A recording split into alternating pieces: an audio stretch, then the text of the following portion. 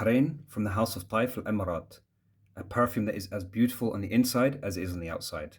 So, this house is a niche house from the Emirates and one of my favorites for their quality, the blending of the perfumes, and just, the longevity of the perfumes is quite astonishing on all the perfumes I have from them. And this one is my favorite by far. So, firstly, they do have some notes listed here, which they've put up on Fragrantica. You get this little kind of information card. But if I'm being honest, this is not what I get when I smell this perfume. And to be honest, this is why personally I just don't read off notes when I review perfumes, because sometimes the notes that are listed are just wrong.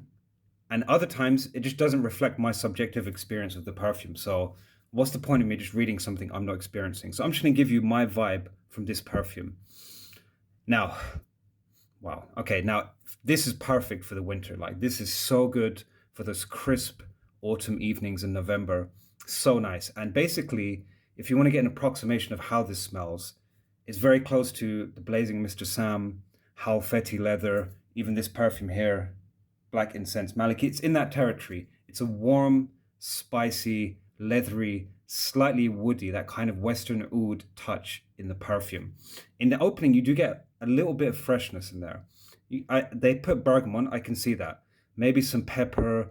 I'm definitely getting some cardamom. This is kind of like, to my nose, an Oriental take or Eastern take on Halfeti leather, something like that, or even the Blazing Mr. Sam.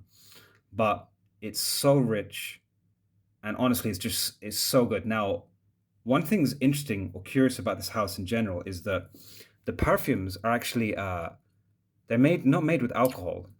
They're actually made with sugarcane extract. Now, I'm not a chemist, so I don't know the difference between that and straight alcohol. But apparently, it's better for your skin.